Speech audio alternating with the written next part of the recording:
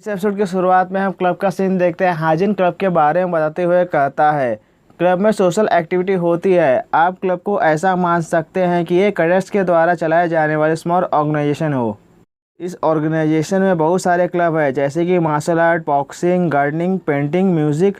इन सभी क्लब्स को मिलाकर इस ऑर्गेनाइजेशन में पूरे 100 क्लब्स हैं और इन सभी क्लब्स की अपनी अपनी इम्पोर्टेंस है। ये सभी क्लब्स हम कैडेट्स को एक दूसरे के बारे में जानने में मदद करते हैं और आज मैं इन्हीं में से एक क्लब में पार्टिसिपेट करने आया हूँ। जिन कैडेट्स को क्लब में पार्टिसिपेट करना था वो सभी कैडेट्स क्लब गेट पर आ जाते हैं।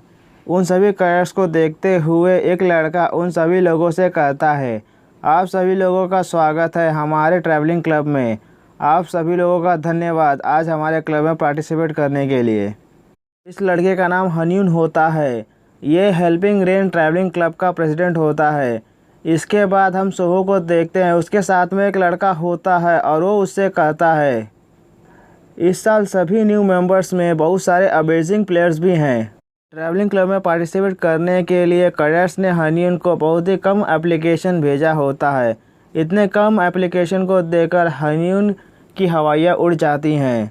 हनीन को इतना निराश देखकर उसके दो दोस्त उसे लंबी लंबी सांसें लेने को कहते हैं।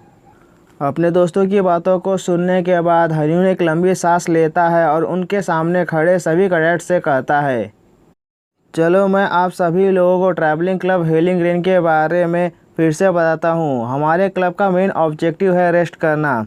हम हर महीने में 1 या 2 बार पोर्टल का यूज़ करके क्यूब के बाहर जाते हैं। आज हम लोग पास ही के किसी जगह पर जाकर ग्रुप सोशलाइजेशन करने की प्लानिंग कर रहे हैं और आज हम जहाँ जा रहे हैं उसका नाम सियोल है। हनीन की बातों को सुनने के बाद हाजिन मन ही मन सोचते हुए कहता है, सियोल जाने के बाद सभी कैडेट्स 2-2 के ग्रुप में बंटकर वहाँ भी जो चाहे वो करने के लिए फ्री हो जाएंगे। यह सभी चीज़ें वैसी ही हो रही है जैसे मैंने नॉवल में लिखी थी। मेरा आज का सबसे बड़ा ऑब्जेक्टिव सियोल हथियार संग्रहालय में जाना, जहाँ पर इस नॉवल की पहली मेन स्टोरी शुरू होने वाली है।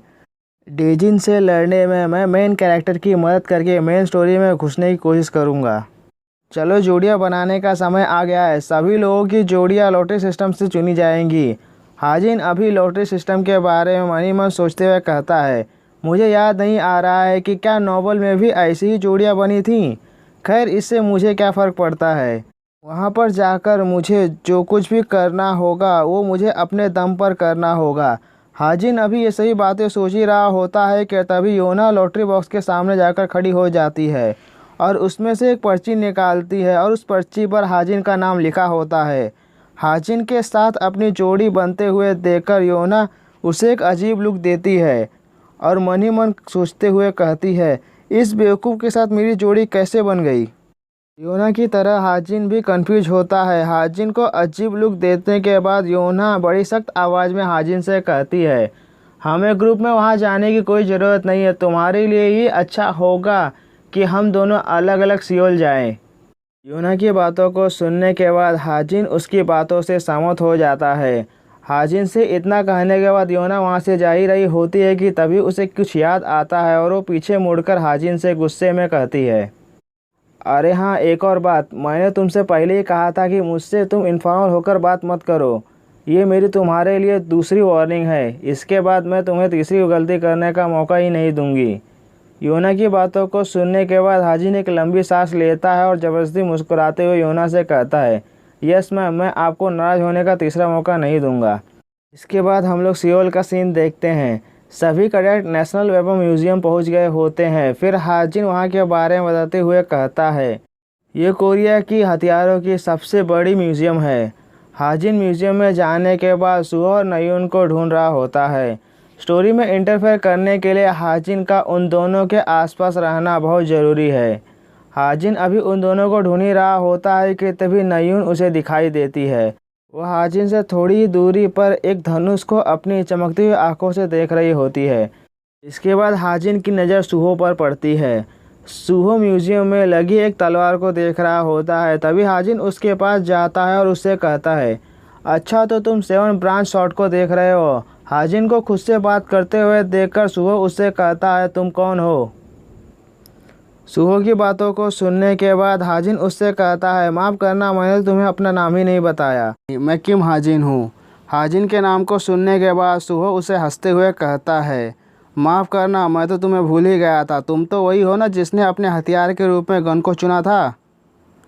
और तुम्हें देखकर ये लग रहा है कि तुमने भी ट्रैवलिंग क्लब को ज्वाइन कर लिया है। सुहो भी ऐसी बातें बोल ही रहा होता है कि तभी हाजिन उसे देखते हुए मन ही मन कहता है, मेरी नॉवल का मेन कैरेक्टर बहुत सुंदर है और ताकतवर है। अभी हाजिन अपने आप में ही खोया हुआ होता है कि तभी सुहो उसे कहता है, मुझे लगता है कि म्यूज़ियम में प्रदर्शनी के लिए गन को भी लाया गया है, क्या तुम उन्हें चलकर देखना चाहते हो? सुहो की बातों को सुनने के बाद हाजिन उससे कहता है, नहीं, मुझे नहीं लगता कि इसके लिए हमारे पास टाइम है। अभी हाजिन और सुहो बात कर ही रहे होते हैं कि तभी अचानक म्यूज़ियम के बाहर बहुत ज़ोर की आवाज़ सुनाई देती है। उस आवाज़ को सुनने के बाद सभी लोग स्पीकर की तरफ देखने लगते हैं। तभी उस स्पीकर से आवाज़ आती है, सभी लोग सावधान हो जाइए, म्यूज़ियम के बाहर एक मॉन्स्टर को देखा गया है। म्यूज़ियम के बाहर एक मॉन्स्टर के होने की बातों को सुनने के बाद सभी लोगों को बहुत बड़ा झटका लगता है और उन सभी की फटकर चार हो जाती है। इसके बाद सभी लोग घबराहट में अपनी जान बचाने के लिए म्यूज़ियम में भागा दौड़ी करने लगते हैं और भागते हुए चिल्ला चिल्ला कर कहने लगते हैं, हमें जल्द से जल्द यहाँ से निकलना होगा, नहीं तो हम जिंदा नहीं बच पाएंगे। एग्ज़िट कहाँ पर है? म्यूज़ियम से बाहर निकलने के चक्कर में सभी लोग धक्का मुक्की करने लगते हैं। सभी लोग धक्का मुक्की कर ही रहे होते हैं कि तभी उन सभी लोगों की वजह से एक छोटी बच्ची को धक्का लग जाता है। वह छोटी बच्ची अभी नीचे गिरने ही वाली होती है कि तभी फटाक से सुहो जाकर उसे बचा लेता है। सभी लोगों को डर के मारे यहाँ भाग दौड़ करते हुए देखकर नयून गुस्से में एक कांच के बॉक्स को जोरदार मुक्का मारती है। उस कांच के बॉक्स पर इतनी ज़ोर से मुक्का पड़ने की वजह से वह कांच का बॉक्स टूट जाता है।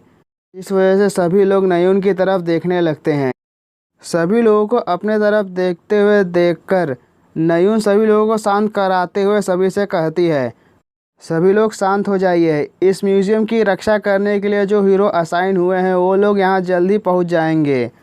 अगर तुम सभी लोग ऐसे सिचुएशन में बाहर गए तो तुम लोग उस मॉन्स्टर का खाना बनने के अलावा कुछ और नहीं कर पाओगे। इतना कहने के बाद नयून उस धनुष को कांच के बॉक्स को तोड़कर बाहर निकाल लेती है।